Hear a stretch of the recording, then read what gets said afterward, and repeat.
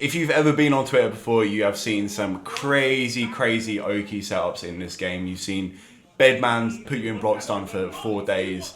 But when you've tried it yourself, you've probably been thrown on Wake Up, and that is the worst feeling in the world. So today we are going to be talking about Oki and pressure. As always, I am here with C4IQ. What's going on, guys? And we're gonna go right in, and we're gonna start talking about how you avoid that wake up throw and how you continue your pressure. So the main thing in this game is, as we said in the defense video, throws are 0 frames or 1 frame depending on where you are geographically located. You don't need to tell me, it's fine. I understand. They come out instantly. Let's leave it Basically, yeah. Basically that you can't stop it. Exactly. And coming from Street Fighter, your B&B, especially in Street Fighter 5, is you do a meaty attack to stop them from doing stuff on Wake Up. That is not the case in this game. If you do a point blank meaty, you are going to get thrown into the corner and you're in for a world of pain. So what you need to do in this game is you need to stand outside of throw range. Yeah, it's kind of like a no-brainer, but obviously, like you said with other games, because throws have got such start-up, you can afford to get point blank and then do a move to sort of meet them. This is not the case in this game. There's only probably one anomaly, which is throw invincible moves, which few characters, off the top of my head, only like 4 or 5, that have moves that are specifically throw invincible that are used for those situations. But for the most part, like we've been saying, it's all about spacing. And another thing we're going to go into is like IAD and to stop that as well. Yes. So you're just going to want to stand outside of that throw range and then do your meaty attack. And doing meaty attacks in this game isn't easy. It's something you kind of have to get used to. You visually see when you should be doing your meaty attack. And this is because the wake up timing on characters is different for every single character for the most part. And also, I don't even want to say it, they can wake up face up or face down, and that changes what their timing is on when they wake up. It's something that you'll get used to. A lot of moves actually have quite a lot of active frames, which helps account for that sort of variable. But once you get used to it, you'll be standing outside of that throw range, and then you'll hit them with the meaty. So the next one, which is a massive one, and this will probably be your bread and butter as a newer player, is instant air dashes. And obviously, you are not going to be able to throw someone in the air if you're on the ground. And if you're doing this meaty, it's really useful. You're not vulnerable to the throws anymore. And this is a game of high-lows.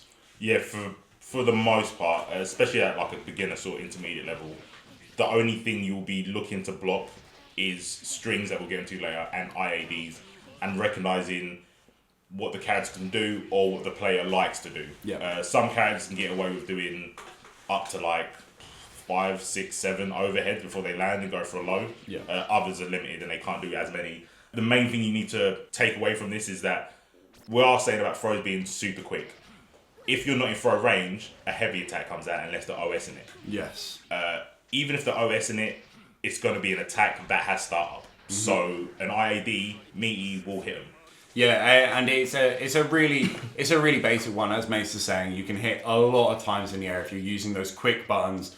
They'll cancel into themselves, and you can hit them with a bunch of overheads.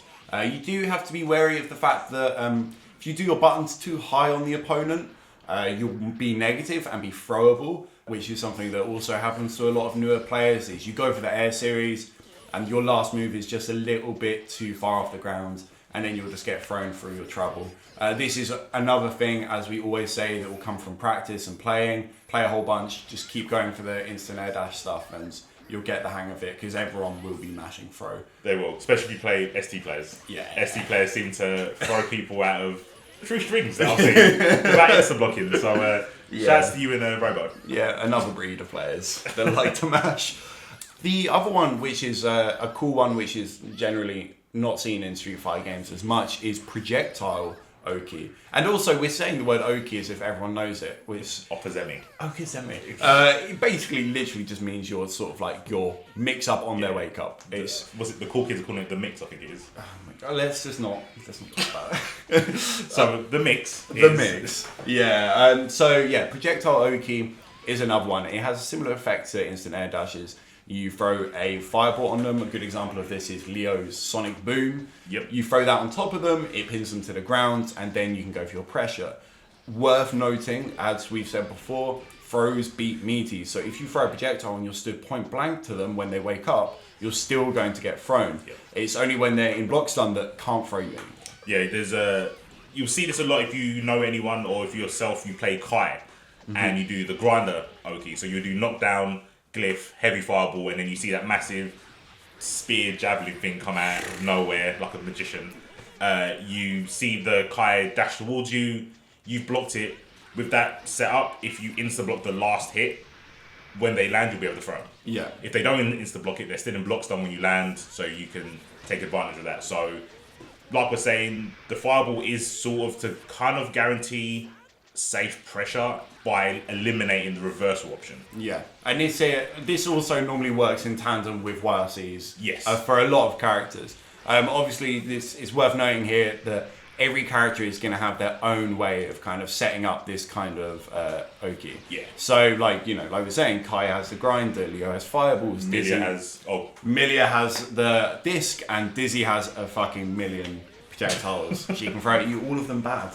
Not when they're knocked down. Yeah. On some characters. Yeah, some characters. Because of the wake-up timing thing, which throws everything that we're talking about in the air. Oh my god, yeah. It really unless you does. can see frames, doing meaties, and doing button meaties is perfectly every time is near on impossible. Yeah. You might think you have it because you keep playing the same characters, or if you've got like a friend you're training with, you'll get your Oki down and you think, oh, okay, this is what I'm going to do when I knock people down. Then you're trying another character and it just won't work. Yeah, it's the sort of game and the sort of system where it's just playing it a whole bunch will get you used to all these like weird little variables. And yeah, some projectile Oki doesn't work on some characters. Like we're saying with Dizzy, she has the beam fish, which only works on like a quarter of the casts. One of them being me. Yeah, one of them being you, thank fuck. And then when I see you try and do it with other people and they just jump away, I'm like, I need to change the character. This is unreasonable. Yeah, so there's a lot to consider.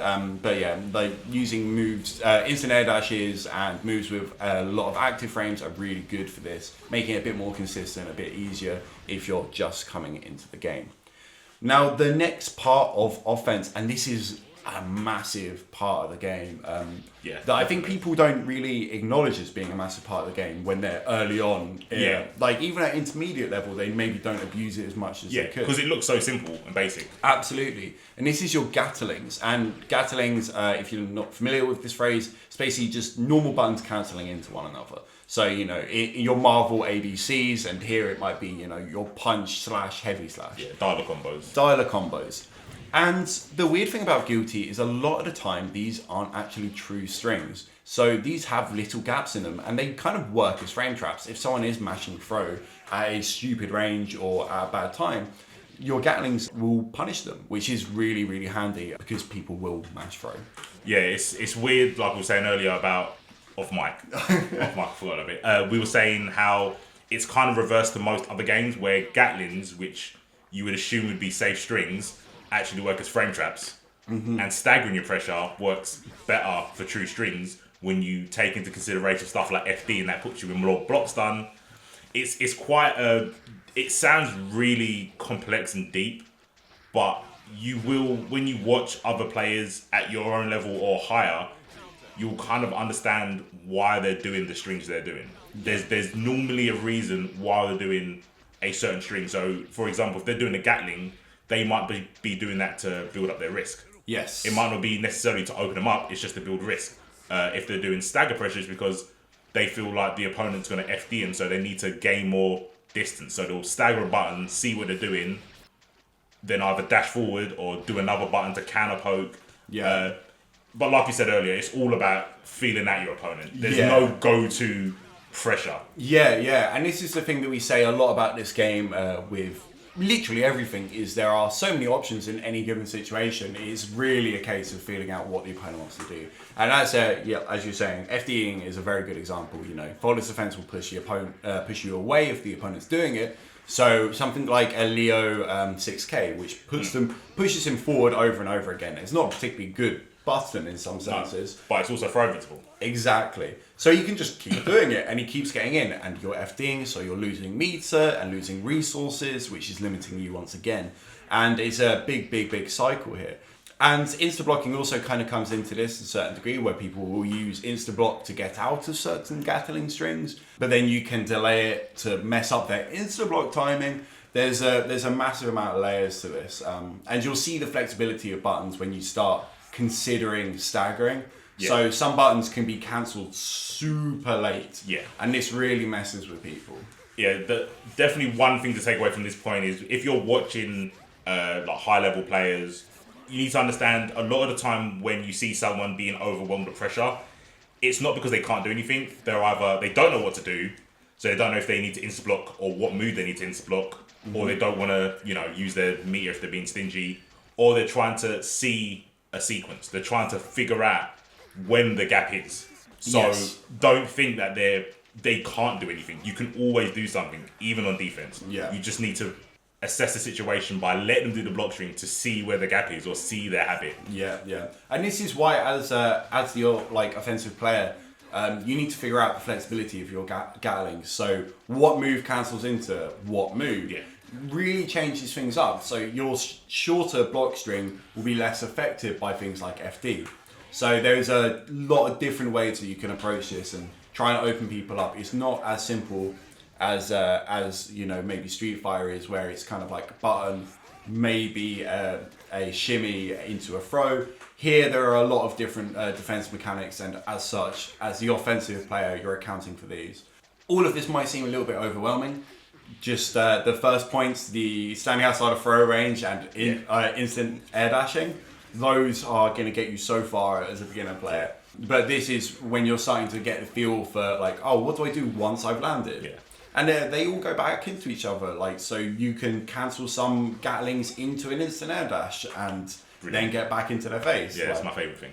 Yeah, and it's a really useful thing versus people that don't have good defense. No, yeah, because it's it's easy to react to. They can stand block it, but then I get to start pressure again. Exactly. I've moved into the corner. I've got some risk. I might have taken some of their tension because they wanted to FD it. Yeah. So it looks like a lot of the time people just doing strings and not getting anywhere with it, but there's always an effect of doing pressure regardless if you're not opening someone up. Yes. And the instant air dash out of Gatlings brings us to resetting pressure. Yep. So what do you do when someone pushes you out with FD or the natural pushback pushes you away? How do you get back in? And we kind of briefly spoke about micro dashing to get back in, to account for the pushback, which is a really useful tool. Obviously they can mash buttons, which they probably will do. We all do. We've all had that moment. We've all done it.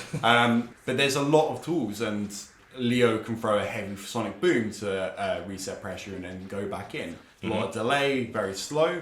But the best example is Soul Gunflame, right? Yeah, I'd say so. With Soul, a lot of his stuff is safe for the most part, not taking into consideration instant blocking and all that sort of stuff. For the most part, Soul has really safe pressure, but probably the most annoying thing about Soul is that he can do sweep into Gunflame. And on block, it's probably worse. It's better to get hit by a sweep Gunflame and then tech out and then do something, because once he does Gunflame, he'll YRC. And because of the properties of YRC, obviously not just letting him cancel immediately after the Gunflame, it slows down time. So Soul will do the Gunflame, he'll YRC. If you jump, he'll air throw you. Yeah. Because it's slowed down and then it's in his favour. He can assess the situation, see what he needs to do. Or you can stay on the ground, block the Gunflame, and then take the whole pressure again. Yeah. And have to worry about wire throw. Yeah, exactly. Actually, rest in peace, 5K, because it's not 3 frames anymore. Yeah. But he can run up, do a button. That's pretty quick. Yeah. It's still quicker pretty than quick. everyone else's, basically. Yeah. So, that's what the mix turns into. Yeah. And that is a really important thing for both offense and defense, is seeing those moments where they have to reset pressure. Yes. And for some characters, they actually have to make a choice. Going back to Leo's heavy sonic boom. Yeah. Leo does that in your face. You can just mash buttons. Oh, yeah. No, and it will kill him. And it's pretty reactable. Oh, yeah. I mean, chances are, if you see my matches, you would have seen me do heavy boom. Just to note, it's slightly to do with the topic, but when he's summoning that boom, even though you can see it, there's no hitbox. Yeah. It doesn't hit you. So if you see me do that, you could be mashing and it'll hit me. Yes. When I try to do it, it's because I feel that the opponent's so scared to press a button, I can get away with doing it. Yes. And once it's out there, it's way greater pressure than I could have done without it being there, because you can't jump away. I can go through you and cross you up and stuff like that. So like we were saying, it is about knowing or having a guess or a read on what your opponent's tendencies are when they're in block. If they're waiting for a specific move to insta block, doing stuff like something with 20 frame startup is fine because they're just looking for that one particular move. Yeah, absolutely. And I think both the offense and defense of this game show how flexible the systems are. Like, bad buttons become good buttons when you get to a high level because Definitely. everyone's insta blocking everything. So now you're doing these like 4-day long insta block combo. Like, it's just, there's a lot you can do to really change up how you want your offense to work. And I think it will slowly build up over time. You'll start to, slowly you'll start to subscribe to people on YouTube or follow people on Twitter that post things that you can use. Who does that? Everyone does that. Yeah, no, everyone does that. Everyone who matters. Yeah, exactly. They find that person, like that Japanese player on Twitter, and they're like, "Oh my days, I can do this." Yeah, I can do this. And yeah, like we said before, it's so dependent upon the character. You need to know what your character does. Every character has a way of resetting pressure. Every character has Oki in this game. How do they do it? You can experiment for yourself. You can watch high level play. But as always, as we always say, just playing the game is the number one thing. For sure. And yeah, just to touch upon the Twitter thing, because it is quite important. You will see a lot of people post tech about how to blow things up and stuff like that. But your pressure is it's only as good as your opponent. Yeah. If your opponent, if they're a beginner and all they do is FD, a lot of that stuff's not going to work. Yeah. Because there's going to be blocks done all the time and you won't be able to open them up. Yep. It's only that the tech you might see a Japanese player do might only work as a frame trap if someone insta blocks a specific move that they know they should insta block. Absolutely. If you insta block Fafnir, it's easy to get a frame trap with it. If you don't if you FD it, the soul can't open you up. You're in so much blocks done, it works in your favour. So yeah, there's no. Well, I think we said this in pretty much every other episode. That there's no right thing to do in this game. Yeah. You'll see a lot of people that will say quote unquote is unorthodox and they'll just open people up and blow them up. Yeah, absolutely. Because they're not doing something that the opponent is ready for. It doesn't matter how good they are, if they're not assuming that you're gonna do this weird string or weird mix up and it hits them, it's irrelevant of who you subscribe to or who you're following on Twitter. Yeah, absolutely. And say it's like bad Oki becomes good Oki at a certain point. Definitely. Like if you do something that is 100% safe like every time, and then you go for the weird thing which is harder to block but has a really clear answer if you know, they're not going to be ready for it. Nah. Like you play Leo and the amount of times you're doing like cross up Wrecker, which is like just straight up trash. But no one throws it because they're not thinking you're going to do it because you've done it once in a set. Yeah. And that's one of those things in this game. You have to use the bad tools as well as the good tools. You cannot just use. There's not the Ibuki Street Fighter 4 safe kunai into left right. No. Like there is Definitely always some weird little thing someone can do to make this not as I've effective. got like a really bad habit that I thought was a good one at the beginning is insta blocking a wake up. Yeah. And that is terrible.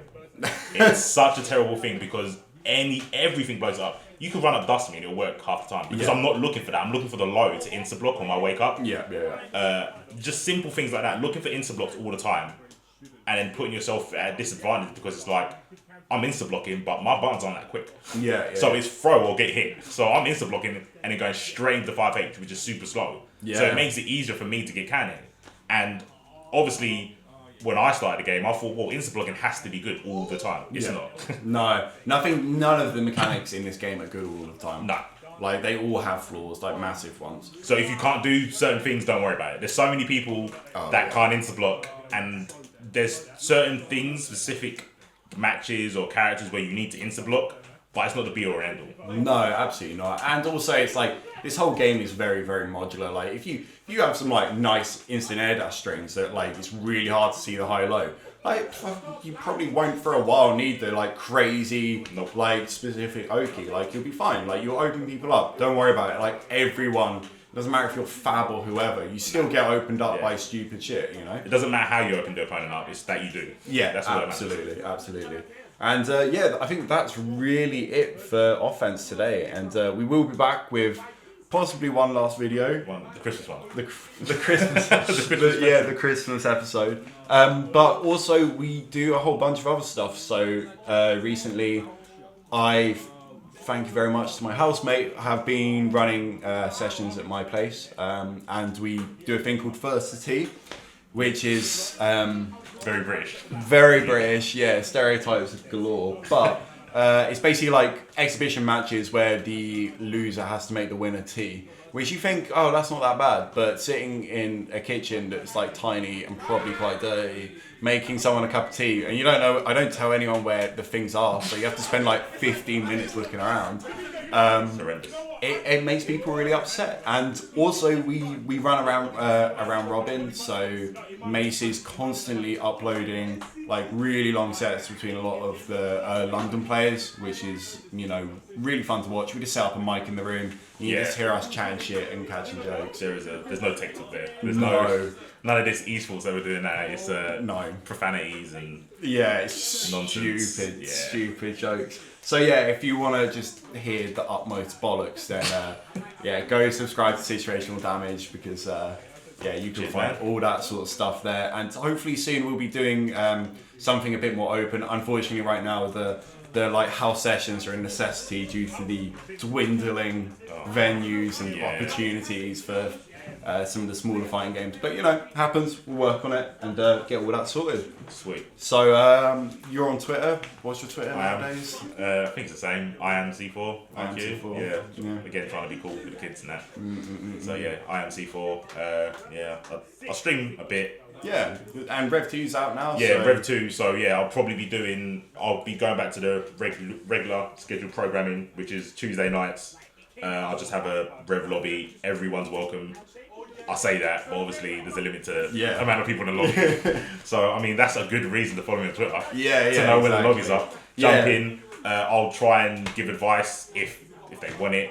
Mainly just for commentating, to be fair. And you know, looking at all the different characters, there's only so much Leo I can look at myself. Yeah, it's true. So seeing a variety of characters, all different levels, there's no discrimination. No, I've been playing for a week or 2 years, just jumping in. Just situational damage on Twitch, and there's a Twitter as well. So situational damage on Twitter. Yeah, and you'll find out about the streams there. If you're into Injustice, I don't know. It was not even that. You're also doing every once in a while you just randomly jump into training mode, and you've been like answering questions and showing people certain things. Which, I have been doing that. Yeah, and that's another thing that you're probably going to subscribe to Mace on Twitter to find out about. But yeah, I mean, I do want to do it more. I think when I did do one, obviously you jumped into that one. That was because answering Viking with you, but mainly I did it for me. Yeah, I was kind of. This will probably be in the last guide as well. What to do in training mode. Yes. I've got to a point where I know Leo's boring and he's quite dry. He's not flexible. Yeah, he's not flexible. There's not much to him, to be fair. So I get bogged down with not being able to practice stuff in training mode, because his combos are pretty easy and situations are pretty universal when it comes to like Insta Blocking and stuff. Yeah. So I will just go on training mode, stream it, and I'll be doing a Q&A. Just like, if you have trouble with Leo, I'll do the string and tell you what you can do against it. I'll probably know how to beat Leo better than I know how to win with him, which is really messed up. So if you're having trouble, if you're losing to bad Leos, and there's only like 3 good Leos, if you're losing to any other Leo, come to my stream. I'll tell you how to beat him, and I'll just do other Q&As for other characters as well. Yeah. That helps me learn about other characters. I didn't know drill was down S. Wow. I thought it was Zeo. I thought it was emotion. It's just down. How have I got so far in my life? Mate, just look at that character and it's like, more fun for everyone else. Yeah, exactly. That's not my life. Yeah. But yeah, if you're interested in that, look on my Twitter and I'll post up. Yeah. All right, guys. Well, cheers for listening, and we'll be back soon. Take it easy. Peace. I want to see this one.